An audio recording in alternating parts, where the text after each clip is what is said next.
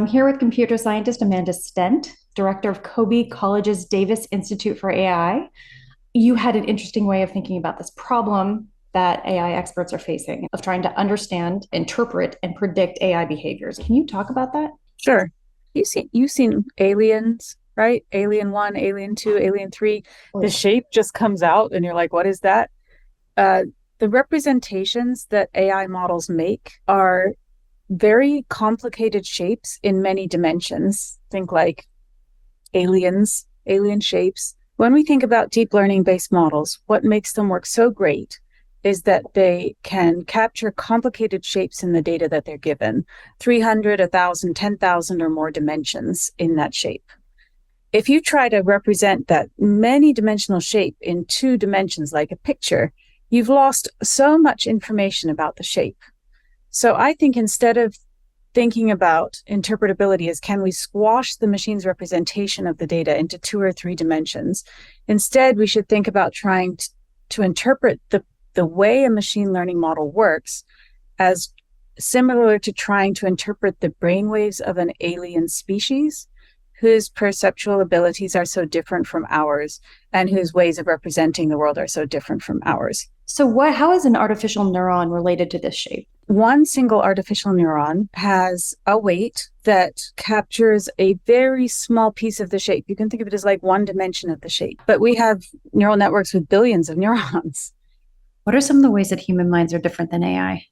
Well, certainly if I sat down today and worked for the rest of my life to read the entire web, I would never come to the end before I died. And I would not build the kind of representation that some of the deep learning models we're seeing today have built. Humans are really good at generalizing from small amounts of data. These deep learning models are very good at generalizing from huge amounts of data, and then you can use an additional small amount of data to shove them in a particular direction. But they're not really good at learning from small amounts of data. So, do you think that AI interpretability is possible at some point? Potentially. And of course, we're the ones asking for the interpretability. We want things to be the way our brains understand them. Another kind of request would be explainability or transparency, which are not the same as interpretability, but might serve our needs better. How would they be different? Explainability means that I can trace back any decision that the machine makes. If it gives me a sentence, I can say, oh, this sentence, originated from this training data, or the model can tell me how it came up with that sentence. And transparency is, do we know that this model gives equivalent outcomes for different groups in the data? So can we say that this model works the same for people from different ethnicities or different genders? And if not, can we say, what are the differences? Maybe transparency and explainability are better things for how we want to regulate AI than interpretability, although interpretability is more interesting to scientists. Is interpretability in terms of like the predictive factor important for alignment? I don't think it's necessary for alignment. How come? I don't think that we need to be able to understand exactly which neuron led to the decision. I think we need to be able to justify the decision, to explain the decision, and to model the different types of outcome for different stakeholders and how those can be controlled for the most fair and least biased results. How does predictability factor in there? Because in my head, the only way these things are going to be safe is if we can predict their output. When you play with a generative AI today, right, you give a prompt and you get 5 pictures and they're almost never the same, or you give a prompt and you get 5 paragraphs and they're almost never the same. But that lack of predictability, that relative lack of predictability, is baked into the way the model is run. We could say always take the most likely outcome, and then you would have more predictability, but we want the variation because variation is how we get sort of an analogy to creativity. The risk with that variation is that maybe we get something that we didn't want at all. That's why we use these techniques like reinforcement learning to take a pre-trained model and make it work in a way that we consider to be socially acceptable. But there's always that risk, right? In terms of where we deploy AI, we like creativity, but maybe not running the IRS or an ER. Should we stick with narrow AI for some tasks and general AI for I don't know what? Considering the expense, just the raw expense of running very large deep learning models, as well as the need to trade off precision and recall, there are definitely many, many situations where a simple, very predictable model is the best. If you want something that 90% of the time when it makes this decision, it's correct, and the remaining the 10% of the time is not correct, but it's very unsure, in a high stakes situation like the IRS or medical diagnosis, that model, which is probably going to be a simpler model, is probably the one that you want. It's not so cool for a graduate student to work on, but it may be much more useful. Now, when it comes to sort of the spectrum of techno-optimism, doomerism, where are you? I wouldn't say I'm an optimist or a pessimist. I think we're in an age of really experimenting with these things, and regulated appropriately, they can be incredibly useful. I guess in one sense, maybe I'm a pessimist, because do I think the singularity is coming in the next 5 years? Heck no. I don't think we're going to have an AI that is conscious or sentient in the next 5 years. Okay, so does that mean you think it's possible? I think the whole statement currently is not sufficiently well defined for us to have a reasoned discussion about it. So it's not defined for humans either, yet we have to. Exactly. But we have a sort of we have to morally consider humans. Is it dependent on us coming up with a solid definition that we all agree on for us to even consider whether or not these machines could become sentient? The discussion about machine sentience, I think of as sort of analogous to the discussion that some groups are having about the sentience of certain species of animal, so Peter Singer and groups going before the Supreme Court going, this species should have agency, this species should be able to self-determine. It's the same discussion. To what degree is this thing sentient? Does it have theory of mind? Can it reflect the other? Can it learn, or is it just operating off instinct? It's exactly the same discussion, I think. So it may be a matter for the courts. So you do or you don't think those creatures, elephants, primates, are sentient? I am not a cognitive scientist. So all I can say as a not cognitive scientist is I find these terms sentience and consciousness to be so ill-defined that I think any conversation people have on this subject just involves people talking at cross purposes and never really meeting. Although I do have a colleague, Tom Klepak, whose area of research is in consciousness studies, and he has a whole lot of opinions about this subject, and I think is probably better informed than I. So you don't want to discuss it because you don't feel informed enough? My opinion is until we can find the place in the human brain where the sentience resides, that we probably have more interesting and relevant things to talk about when it comes to AI than sentience. Even a not sentient AI can be used by humans irresponsibly, cause tremendous damage to individuals, groups, and society at large. For example, in our upcoming election or our previous elections, even a non-sentient AI can be really useful for students and doctors and scientists. So I'd prefer to have the conversations about the utility rather than a discussion that I find fairly academic. You do. So just to clarify, you don't think that the potential that it could at some point develop consciousness and therefore display behaviors that open up a whole new Pandora's box of problems, that's not something we need to consider?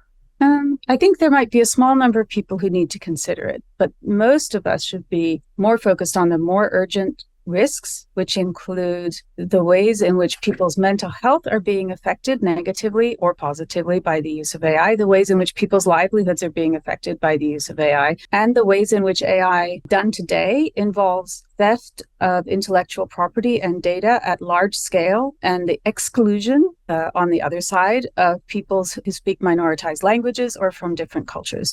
Those to me, why are we worried about some future potential sentient AI when people are being put at risk today? Can we worry about both? What concerns me is that a lot of the discussion today is please ignore my hand in your pocket taking your wallet because I'm pointing a gun at your head.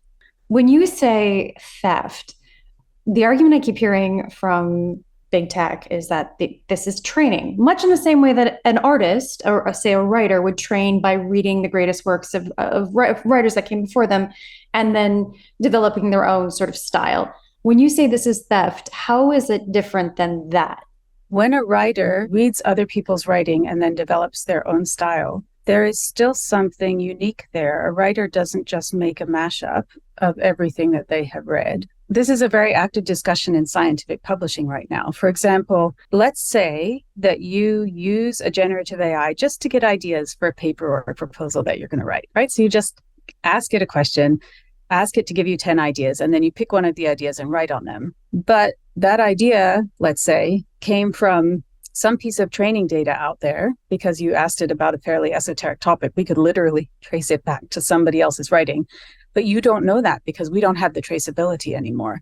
So you have just stolen someone's idea because the AI gave you someone's idea that was someone else's idea in their writing, which may be copyright, or they may have a patent associated with it or a trademark or something like that. So let me ask though, just to play devil's advocate with this, how is that different than what humans do? Because I can't cite all the sources of everything I've ever read. And what is it that's unique about what humans are doing with training data that's different than AI? It's true that we can't cite all the sources. However, if I asked 5 of my friends for research ideas and one of them gave me, and I got the list, I would probably acknowledge the person who gave me the idea I ended up using. With the AI, what am I going to do? Say, ChatGPT gave me this idea. This notion of creativity, I saw Douglas Hofstadter give a talk a long time ago. He was a cognitive scientist in Indiana, and he had spent his career thinking about what makes humans separate from other things, including AI.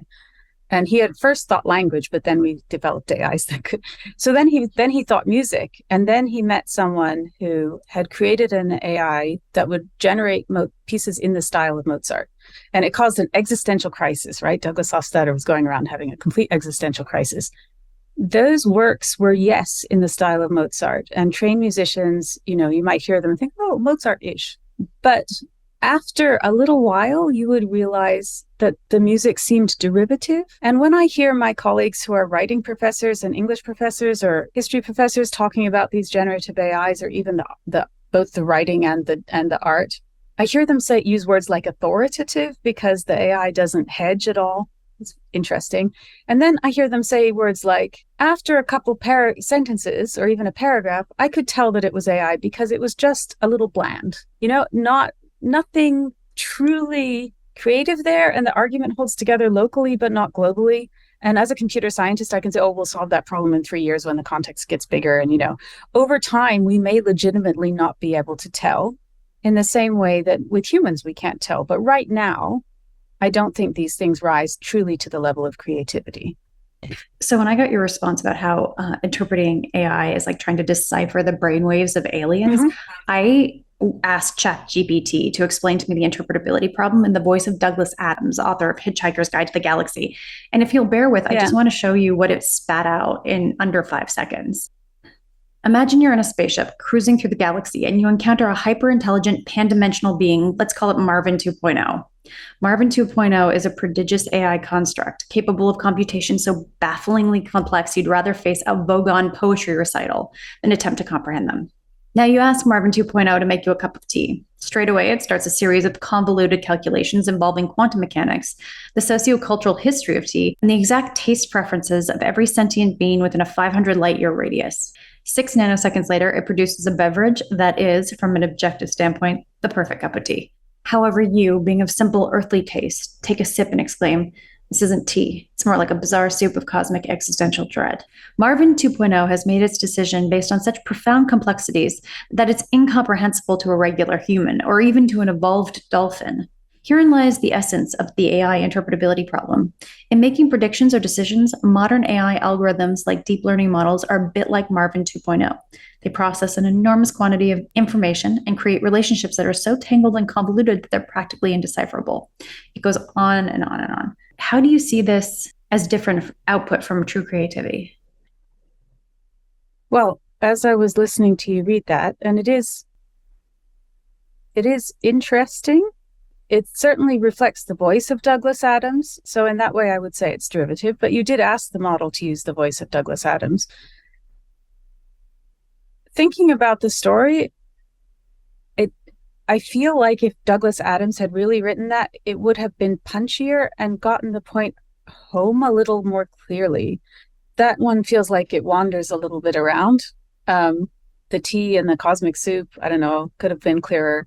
So on a first read, I say, oh yeah, sounds like Douglas Adams. And on a second thing, I think, Douglas Adams, who also wandered in his writing, let's be fair, would probably have edited that to make it punchier. Do you think future models, because I know this is baby AI. It's baby AI, yeah. I mean, it feels like this is going to get much better, much faster, and these quibbles will be of a bygone era that lasted for 2 weeks.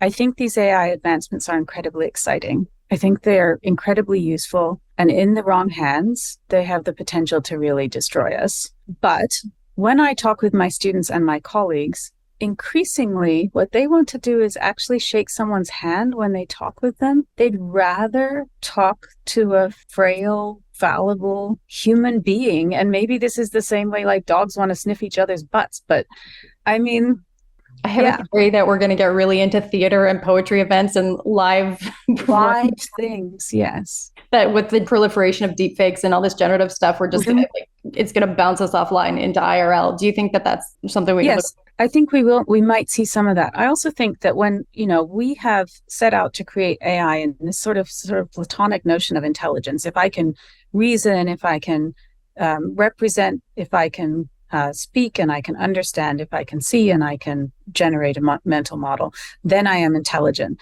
But humans, the way that we use our senses, our embodiment, the fact that when you walk up to someone, you make a snap decision, the fact that apparently pheromones can change the way we feel about someone, we haven't even started to think about those kinds of AIs. When I think about coming back to dogs, if dogs ruled the world, the first AI would have been a smell thing, right? So we are so limited by what we think are the most valuable senses and actuators that we have. Those are the AIs we've built. And the truly exciting or the truly terrifying thing would be to have an AI that was really embodied, that was indistinguishable from humans. I think we're almost as far from there as we were 10 years ago.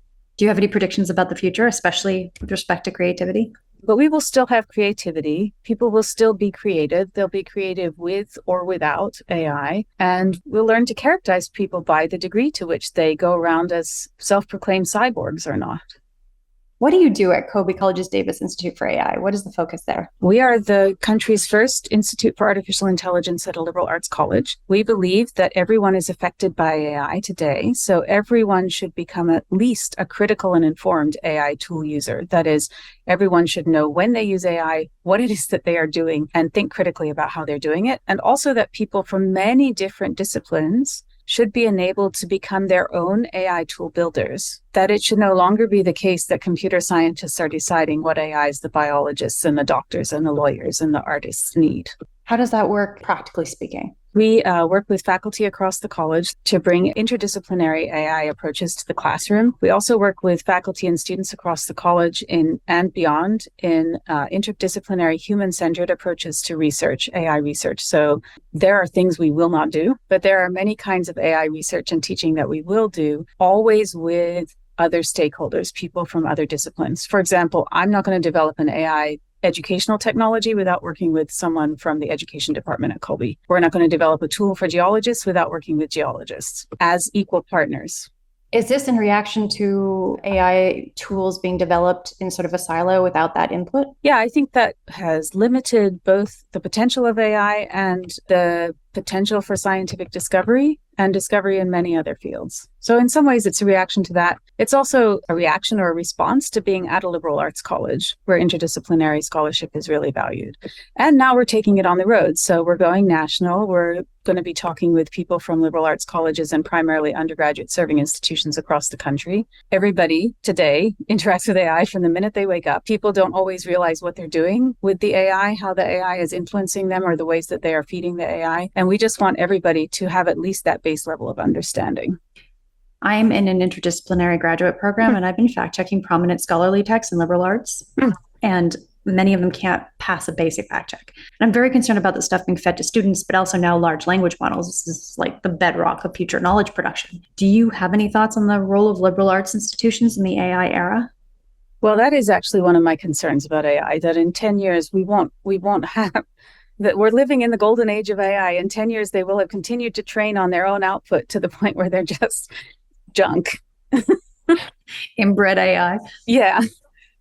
That is actually that is a real concern, I think. What we try to teach at Colby, and I think we are successful, is critical thinking so that people know when they see a claim to distinguish a claim with evidence from a claim without evidence and to be able to ask the right questions and go and find the evidence. What I found interesting working with the beta for Bing when they were changing it every day was the first couple of days there were no sources, and then there were sources, which was great because I want to click on the sources, right? And then they sort of baked the sources more and more into the output. And then I became more and more like, I don't know if I can use this. I need something where I can figure out if I trust the source. I don't just need a link. I don't just need a footnote that there was a source. I need to be able to go and check the source.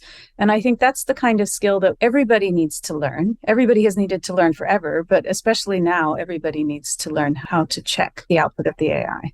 Is there anything I haven't asked you about regulation, anything that you think is really important to talk about? Right now, we have too long of a track for people to start to become AI tool builders. So we say, oh, you have to be a CS major and you can't take an AI course until you're a junior in college or in graduate school, and then you can't really be an AI engineer without a PhD. So this afternoon, I watched the National AI Advisory Council debrief from organizations like Black in AI and Women in AI and Queer in AI and Latinx in AI. And this was something that I think the team from Latinx in AI was pointing out as well, that if your population has less than 25% graduating from college, and you have to get a graduate degree in AI, even to contribute in AI, then that's a whole demographic that is not getting the chance to contribute. We have to shorten that pipeline. And I think one of the exciting things about generative AI is we can shorten that pipeline. We can take first-year students, first-year undergraduates who are not programmers, teach them how to become prompt engineers, and also at the same time, enable them to audit the AI all the way back. So they know exactly what went into that sausage and when they should trust it and when they shouldn't. That's something we've done 3 times now at Kolbe in 3 different contexts with first-year undergraduates who are not programmers. I think it's absolutely possible to do it all across the country. And I think in order for us to have AI where everyone gets to contribute, even people from underprivileged backgrounds who can't go to college or can't go to graduate school, that is absolutely essential.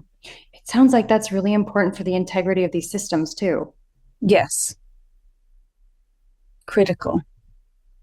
Thank you, Amanda.